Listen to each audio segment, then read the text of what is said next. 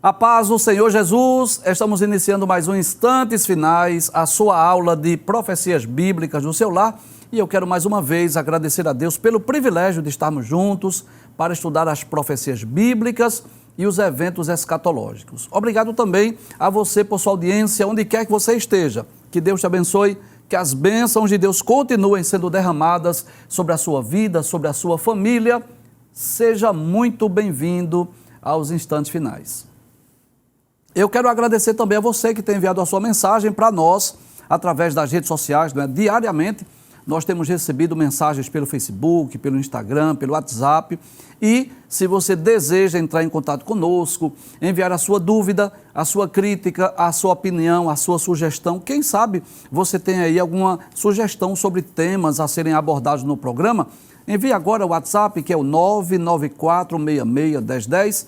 Saiba que a sua opinião é muito importante para nós. Como é do seu conhecimento, nós estamos estudando sobre a infalibilidade das profecias bíblicas, já há alguns meses que estamos meditando nas profecias bíblicas. Traz a tela, por favor, estudando as principais profecias bíblicas, o seu cumprimento, extraindo lições para as nossas vidas e, acima de tudo, demonstrando de uma forma clara e inequívoca que as profecias bíblicas são infalíveis, ou seja, elas não falham. Nós iniciamos lá no livro de Gênesis, Estamos dando um passeio nas páginas da Bíblia, já estamos estudando as profecias dos livros denominados de profetas menores, E nós já estudamos as profecias de Oséias, Joel, Amós, Obadias, Jonas, Miqueias, Naum, Abacuque, Sofonias, Ageu e Zacarias. E hoje nós vamos dar início ao estudo das profecias do livro do profeta Malaquias, que é o último livro do Antigo Testamento e também o último livro denominado de profetas menores. Mas como nós fizemos, traz a tela por favor, quando estudamos as profecias dos demais livros denominados de proféticos, nós vamos trazer aqui algumas informações sobre o profeta, vamos falar um pouco sobre o livro, sobre o autor, para que nós possamos ter uma ideia de que época, de que período Malaquias profetizou, do que é que trata o seu livro, o que é que é abordado neste último livro do Antigo Testamento. O nome Malaquias significa mensageiro de Jeová, E você sabe que esse nome é uma espécie de um nome profético, Porque, na verdade, um profeta, ele não deixa de ser um mensageiro de Deus. E o livro de Malaquias, ele não traz, assim, nenhuma informação sobre o autor, a não ser seu nome, A única coisa que nós sabemos é o nome de Malaquias, mas nós não sabemos, por exemplo, quem eram seus pais, nós não sabemos qual era a sua profissão.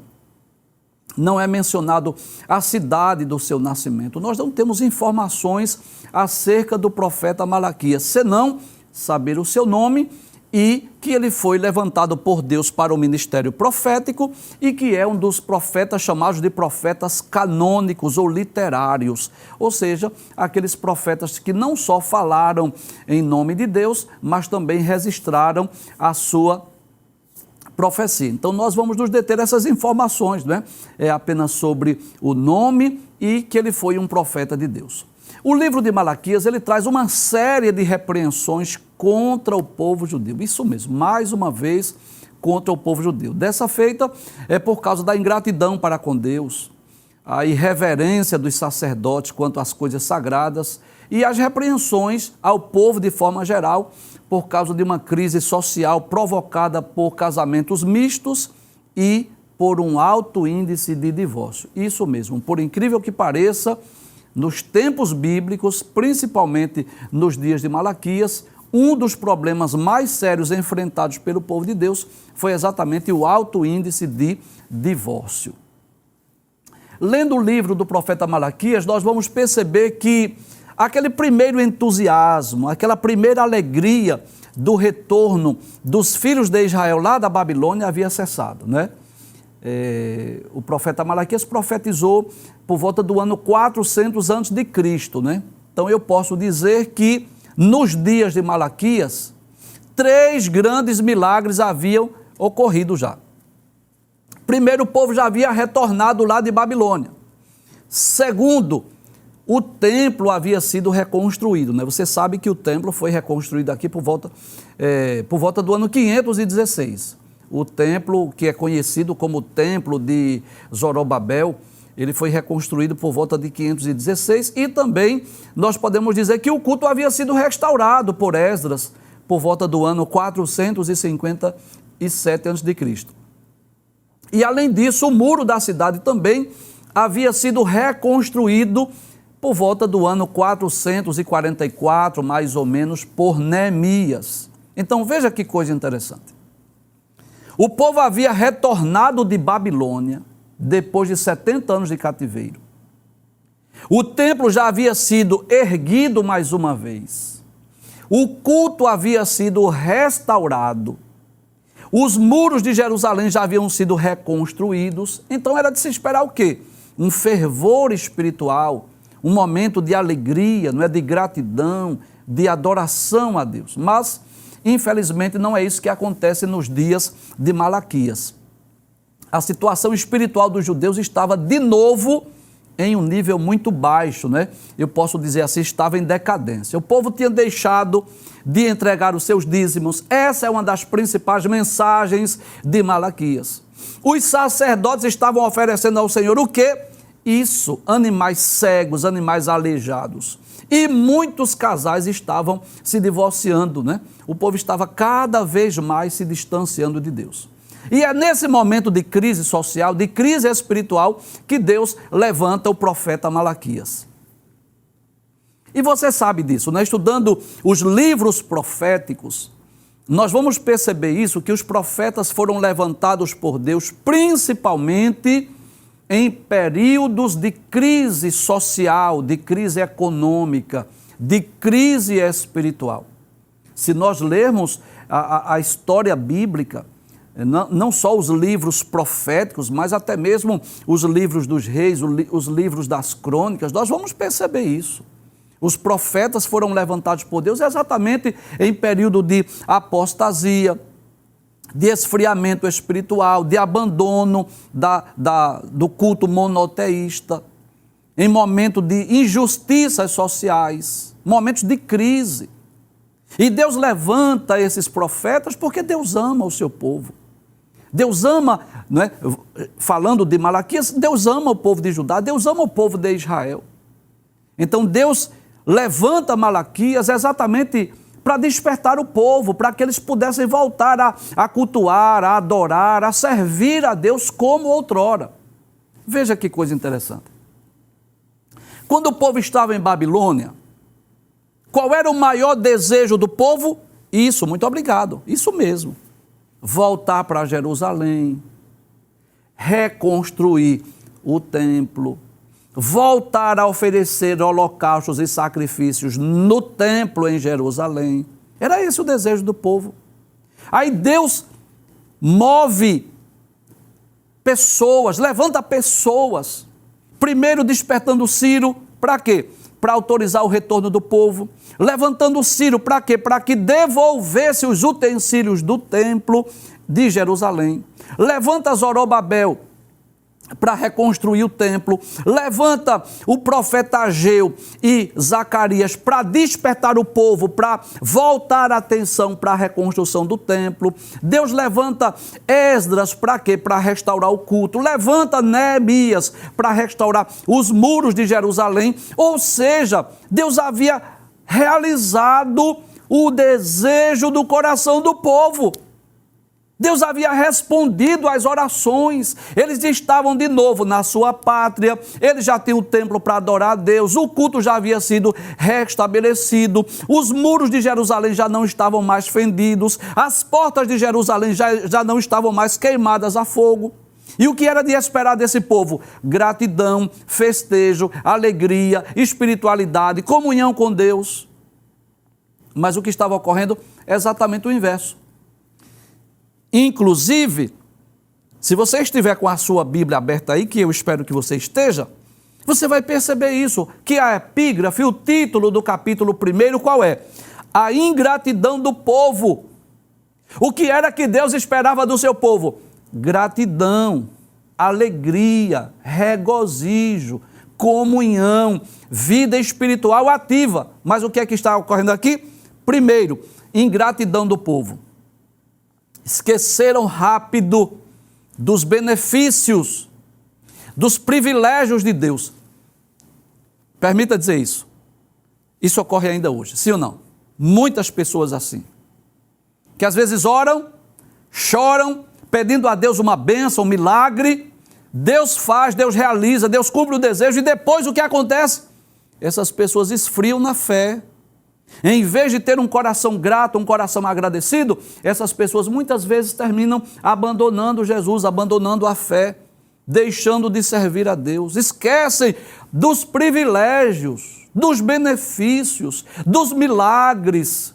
Quantas pessoas ingratas ainda nos nossos dias, que esquecem os muitos milagres, as muitas bênçãos, as muitas vitórias alcançadas, recebidas da parte de Deus, e em vez de estarem demonstrando alegria, gratidão a Deus, vida espiritual ativa, estão com o quê? Com o coração ingrato, em rebeldia, em rebelião, se distanciando de Deus. Ainda a epígrafe do capítulo 1 fala sobre o quê? O formalismo dos sacerdotes. E o que é um formalismo? Um mero ritual, uma mera liturgia. Aquelas ofertas, aqueles sacrifícios, aqueles holocaustos que eram tipológicos, que representavam o sacrifício de Cristo, que deveria ser feito com devoção, com sinceridade, com choro, com lágrima, com quebrantamento. Estava havendo o quê? Uma profanação.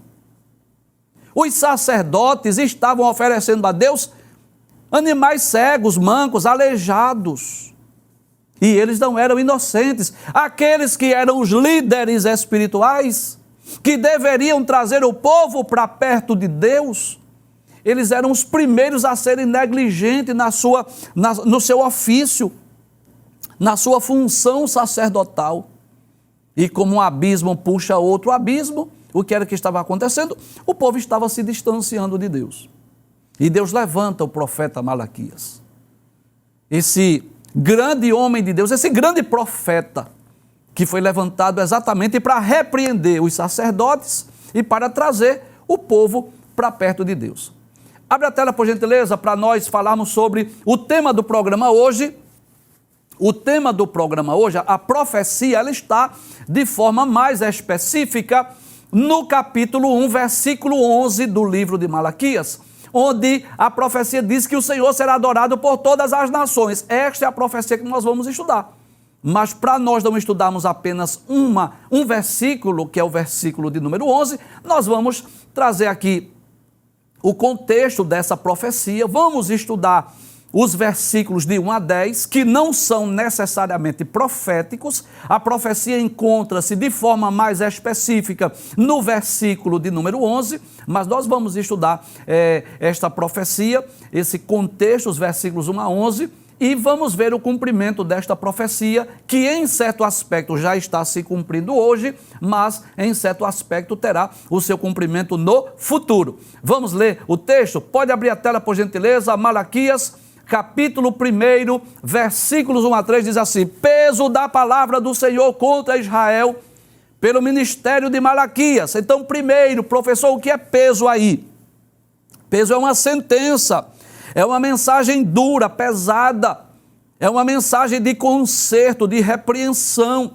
Não era uma promessa que Deus estava fazendo, era uma mensagem. Agora, Malaquias é levantado por Deus para trazer uma mensagem dura, de julgamento, de juízo.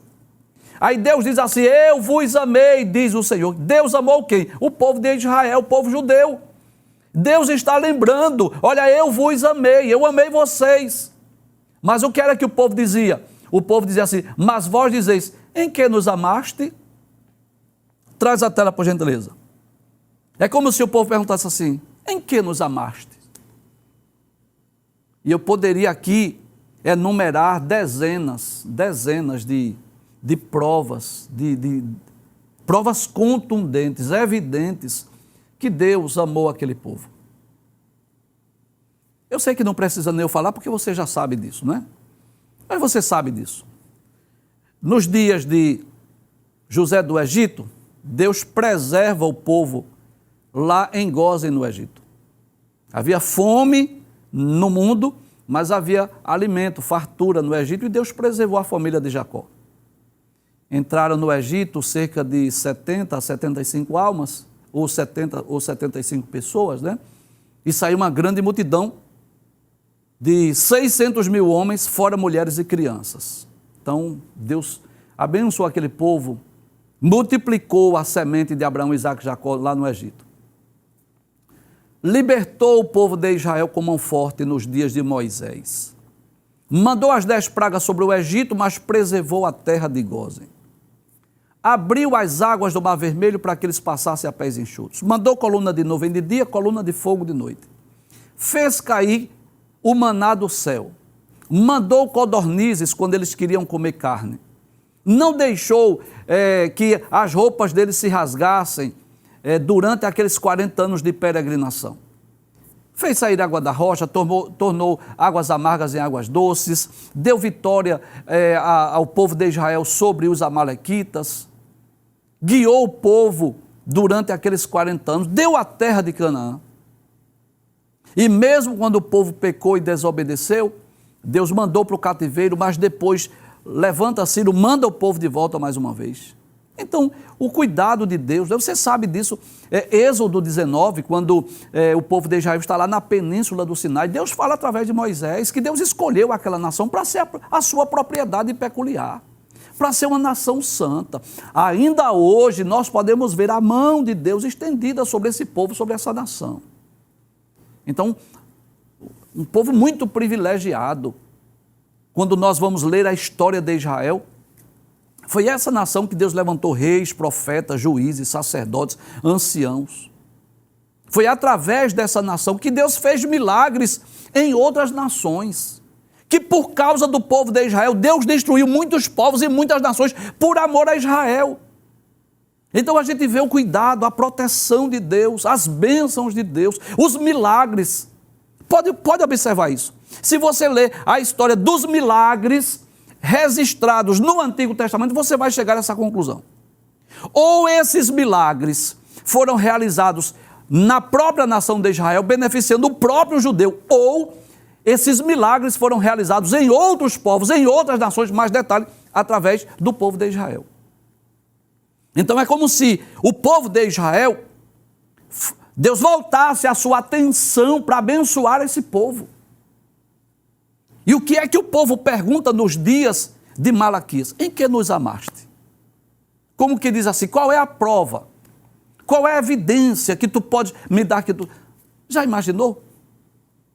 Eles queriam que Deus provasse como era que Deus os havia amado.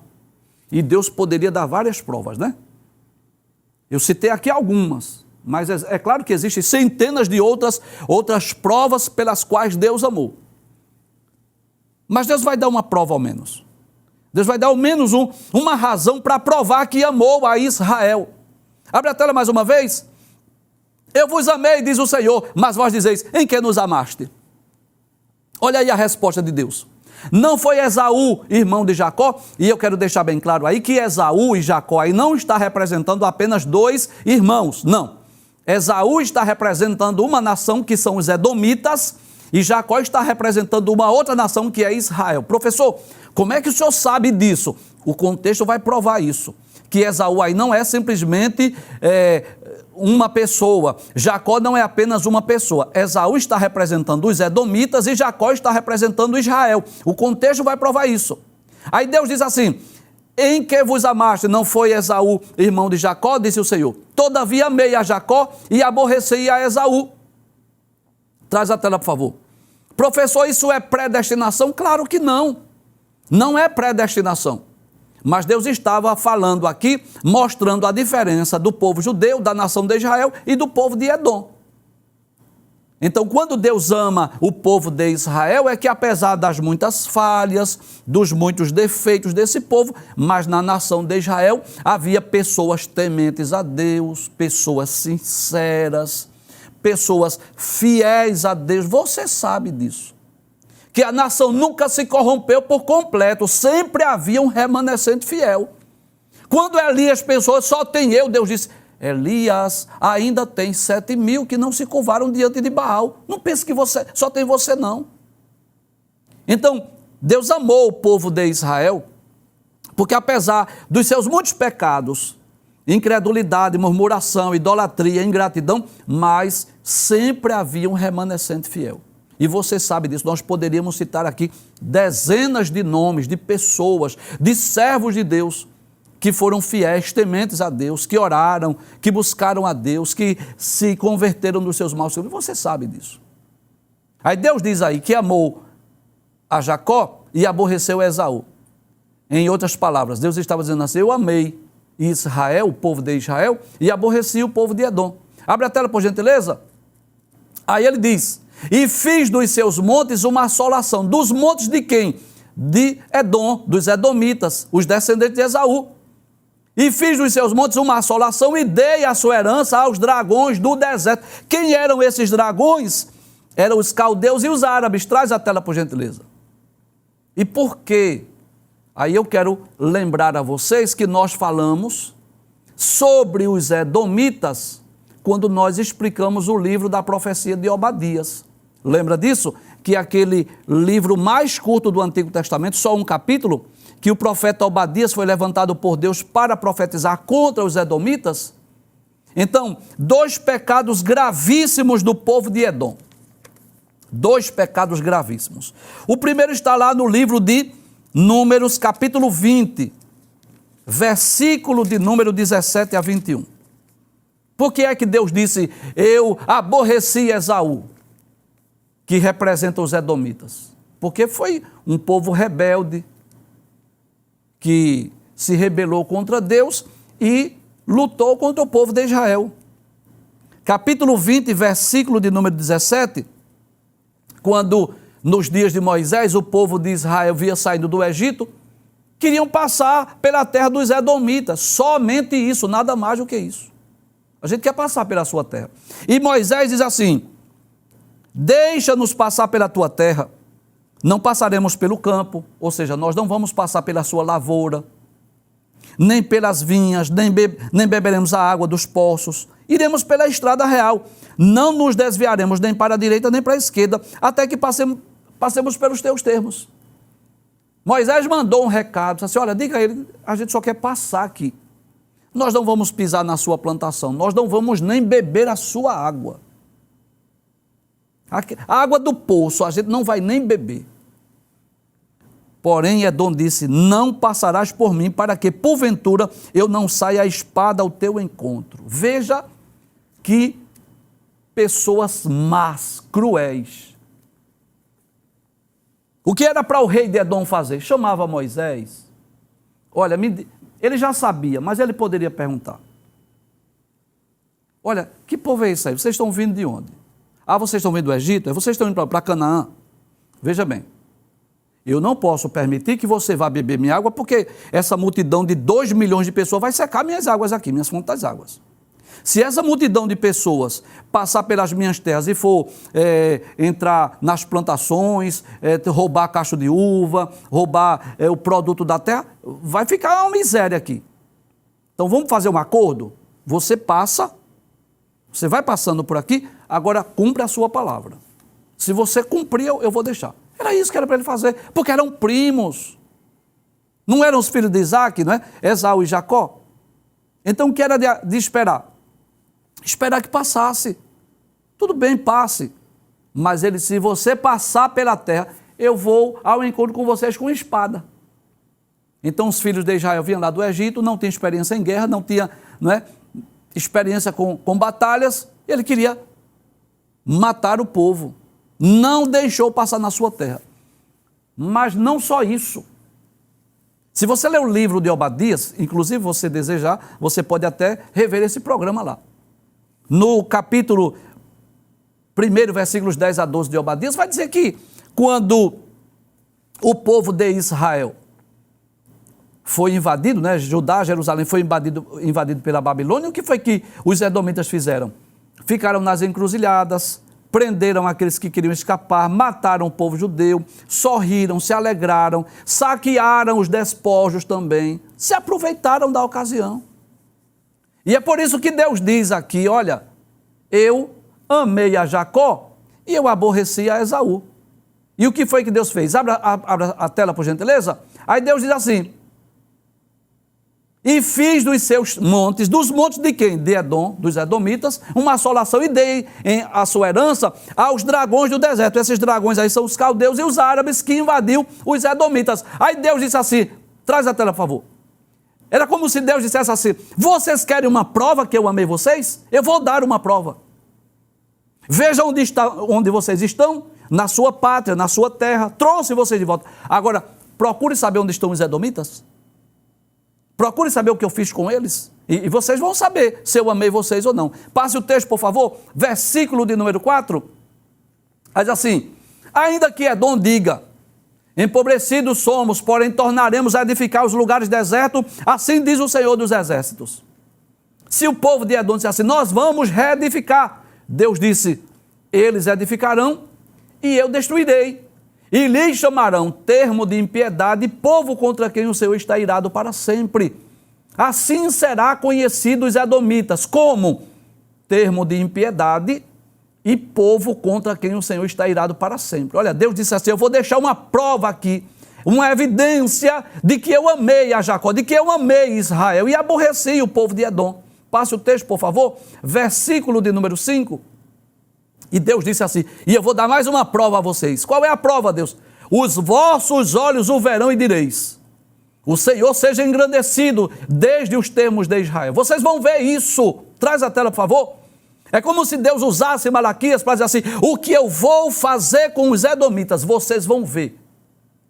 São os dois povos descendentes de Isaac, mas o que vai acontecer? Vocês vão permanecer na terra, mas eles serão destruídos, não é? Então, Deus estava dando a prova de que amou o povo de Judá, o povo de Jerusalém e o povo de Israel. Passe o texto, por favor, versículo de número 6. Aí diz assim, aí Deus agora volta-se para fazer as cobranças, as exigências do povo de Judá, o povo de Israel. Deus diz assim, o filho honrará o pai e o servo ao seu senhor. E se eu sou pai, onde está a minha honra? E se eu sou o Senhor, onde está o meu temor, diz o Senhor dos Exércitos, a vós, ó sacerdotes, que desprezais o meu nome, dizeis, em que desprezamos nós o teu nome? Não é? Você vai perceber uma característica do povo de Judá nos dias de Malaquias. Eles queriam questionar a Deus, em que nos amaste?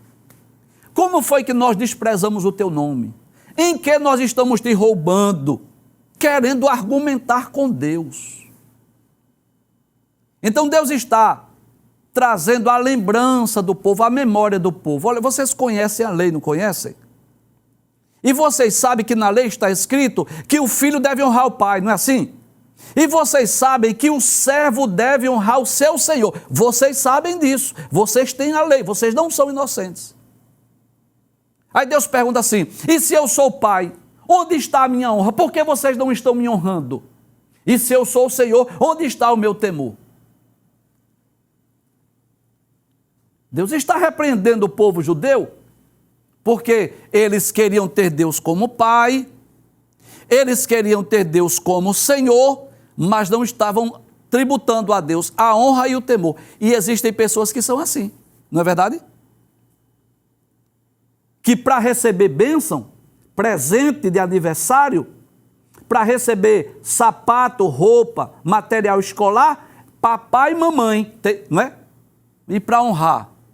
Por que você não honra seu pai, sua mãe, que lhe dá educação, que lhe dá amor, que lhe dá carinho, que supre as suas necessidades, que dá o lanchinho para você ir para a escola? Era mais ou menos isso que estava ocorrendo com o povo judeu. Eles queriam receber a bênção de Deus, a prosperidade, mas não queriam honrar a Deus. Eles estavam dizendo Deus é o Senhor, mas não estavam dando a Deus o temor. E Deus vai repreender principalmente, sabe quem? Os sacerdotes. Abre a tela mais uma vez. Diz o Senhor dos exércitos a vós, ó sacerdotes, que desprezais o meu nome e dizeis, em que desprezamos nós o teu nome? Como que não soubesse, não é? Como se fossem inocentes, perguntando, como foi que nós desprezamos o teu nome? Passa o texto, por favor, versículo 7, aí Deus vai dizer assim, vocês não sabem não? Eu vou dizer, onde é que vocês estão desprezando o meu nome? O que é? Ofereceis sobre o meu altar pão imundo. O que é o pão imundo? É um sacrifício impuro. E vocês perguntam assim, em que te havemos profanado? Deus diz, nisto, que dizeis, a mesa do Senhor é desprezível. Em outras palavras, traz a tela, por favor. É como se eles estivessem desprezando as ofertas, o culto, tornando aquele momento de comunhão, de intimidade, de experiência com Deus, como coisas desprezíveis. Não estavam valorizando o culto, as ofertas, os sacrifícios. Estavam desprezando as coisas de Deus. Estavam desonrando as coisas, profanando as coisas de Deus. Era isso que estava ocorrendo. E Deus traz a lembrança, Deus traz a memória. Vocês querem saber? Vocês estão perguntando, né? Como é que vocês não estão honrando o meu nome? Volta ao texto, por gentileza, versículo 6, por favor. Volta ao texto. Isso. Aí, vocês desprezais o meu nome, vocês me desprezam as ofertas, os holocaustos, e vocês ficam perguntando assim, em que desprezamos nós o teu nome? Como se fosse inocente. Passa o texto agora, versículo 7. Aí Deus diz assim, vocês estão oferecendo pão imundo. E ainda fica perguntando, em que havemos profanado? Deus diz assim, nisso, a mesa do Senhor é desprezível. Traz a tela, por favor. Porque se eles deixaram de ser, era o que havia ocorrido nos dias de Eli, de Ófine, de Finéias. Lembra disso que Deus levantou Samuel como profeta e como sacerdote? Por quê? Porque Ófine e Finéias estavam profanando as coisas de Deus. Em vez de ser exemplo para a nação, estavam sendo um mau exemplo. E Deus traz a lembrança do povo. Passe o texto, por favor, versículo 8. Aí Deus diz assim, olha, porque quando trazeis animal cego para o sacrificardes, não faz mal? E quando ofereceis o coxo ou o enfermo, não faz mal? Ora, apresenta-o ao teu príncipe, vai levar um animal cego desse ao teu príncipe, ao teu líder, ao governador aí de Jerusalém? Terá ele agrado de ti, ou aceitará ele a tua pessoa, diz o Senhor dos Exércitos. E você sabe disso. Traz a tela, por favor. Levítico capítulo 22, versículo 17. Em que Deus havia dito aos filhos de Israel que eles não deveriam oferecer animal cego, manco, aleijado. Se você ler Levítico capítulo 22, versículos 17 e diante, diz, Deus traz aqui as recomendações. Versículo 20 diz assim, nenhuma coisa em que haja defeito oferecereis, porque não seria aceita em vosso favor. E quando alguém oferecer sacrifício pacífico ao Senhor, separado das vacas ou das ovelhas, ou voto ou oferta voluntária, sem mancha será para que seja aceito. Nenhum defeito haverá nele. O cego, o quebrado, o aleijado, ou verrugoso, ou sarnoso, ou cheio de impingem, este não oferecereis ao Senhor. E sabe por que Deus havia dito isso? Primeiro, porque nós não devemos dar a Deus qualquer coisa. Deus quer o melhor de nós, Deus quer as primícias. Segundo, é porque aqueles animais, aquelas ofertas, representavam Cristo, o sacrifício perfeito. Isso está também em Deuteronômio, capítulo 15, versículos 19 a 21. Eles estavam oferecendo animal cego, manco, aleijado. Então, por exemplo, chegava lá no seu curral, por exemplo, e pegava lá aqueles animais, manco, cego, aleijado. Vamos oferecer esse ao Senhor. E o melhor ficava para eles. Passe o texto, por favor. Versículo 9. Aí Deus dá a receita. O que é que eles deveriam fazer? Agora, após suplicar o favor de Deus, e Ele terá piedade de nós. Supliquem, busquem a Deus. Isso veio da vossa mão. Aceitará Ele a vossa pessoa? Olha, se vocês estão querendo o favor de Deus, eu pergunto, Deus vai aceitar essa oferta, esse sacrifício? Esses animais cegos, mancos, aleijados? Então vocês estão suplicando o favor de Deus, mas estão oferecendo animal cego, manco e aleijado. Deus vai aceitar isso da vossa mão, diz o Senhor dos Exércitos. Versículo de número 10. Pode passar o texto. Deus diz assim: quem há também entre vós que feche as portas e não acenda debalde o fogo do meu altar? Eu tive o cuidado de ver esse texto lá na Nova Almeida Atualizada. Traz a tela, que diz assim: quem dera houvesse entre vocês alguém que fechasse as portas do templo para que não se acendesse em vão o fogo do meu altar. Era melhor para vocês. Sabe o que Deus está dizendo? Era melhor que alguém fosse aí e fechasse as portas do templo para vocês não estarem oferecendo esses sacrifícios. Porque vocês estão oferecendo e Deus não está recebendo. Deus não está aceitando. Abre a tela mais uma vez. Deus diz assim: eu não tenho prazer em vós, diz o Senhor dos Exércitos, nem aceitarei da vossa mão a oblação. Que é a oblação? A oferta. Essas ofertas, esses sacrifícios, eu não vou aceitar. Por quê? Porque vocês estão dando o resto. Vocês estão me oferecendo contra a lei, aquilo que eu determinei, que o animal não pode ser manco, cego, aleijado. Vocês estão me oferecendo coisas imundas. E é dentro desse contexto de repreensão ao povo judeu, por causa daquela falta de gratidão, por causa da sua ingratidão, por causa da irreverência dos sacerdotes, por causa daquelas ofertas, daqueles holocaustos que eles estavam oferecendo pão imundo. É dentro desse contexto que Deus vai dizer que o seu nome será adorado de todas as nações. É dentro desse contexto que Deus está dizendo assim: olha, vai haver um momento que a minha atenção não vai ser voltada só para ajudar Jerusalém, não. Mas o meu nome será adorado, será conhecido de todas as nações. Abre o texto, por gentileza, versículo de número 11.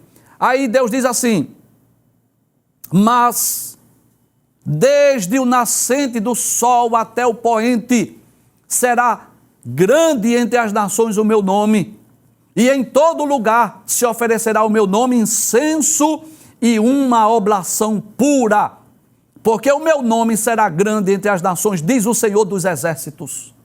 Sabe o que Deus estava dizendo? Traz a tela, por favor. Vocês estão desprezando o meu nome. Vocês não estão me honrando como Pai. Vocês não estão me temendo como Senhor. Mas eu quero dizer algo a vocês. A minha atenção, que está voltada para Judá, para Jerusalém, para Israel, será voltada para o mundo inteiro. Eu serei conhecido entre as nações, disse Deus. Pessoas das nações do mundo inteiro irão me adorar, me servir. O meu nome será grande entre as nações. E eu pergunto, será que essa profecia já se cumpriu? Eu vou responder. Em parte, ela já está se cumprindo no decorrer dos séculos, no decorrer da história. Se você continuar lendo, por exemplo, o Novo Testamento, você vai perceber isso, que após a ressurreição de Cristo, Jesus disse que os apóstolos deveriam pregar o evangelho em todas as nações, Jerusalém, Judeia, Samaria, confins da terra. E você vai perceber isso no dia de Pentecostes, no dia do cumprimento da promessa pentecostal. Você sabe disso, o Espírito Santo foi derramado sobre judeus que eram de várias nações. E aquelas pessoas voltaram para as suas terras pregando o evangelho, levando as boas novas de salvação. Através das viagens missionárias de Paulo, Cristo ficou conhecido lá na Europa, na Ásia, na África, e de lá para cá, nesses 2 milênios, desses 2000 anos, Deus está sendo conhecido nos 4 cantos da terra. Pessoas de diversas nações, de diversos continentes, estão adorando e servindo a Deus. Agora, é claro que eu quero deixar bem claro isso, que há um aspecto futuro desta profecia. Será durante o reino milenial de nosso Senhor Jesus Cristo.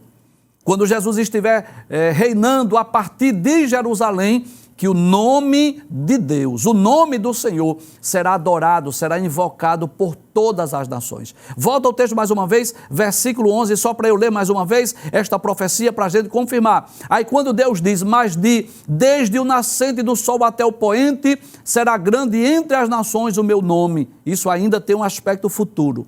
E em todo lugar, ou seja, em todas as nações, em todos os países, em todos os povos, se oferecerá o meu nome incenso e uma oblação. Incenso fala de oração, oblação fala de oferta, porque o meu nome será grande entre as nações, diz o Senhor dos Exércitos. Deus estava dizendo aos israelitas, aos judeus nos dias de Malaquias, haverá um dia em que pessoas do mundo inteiro me adorarão e me servirão, me oferecerão incenso e oblação, e eu serei conhecido nos quatro cantos da terra.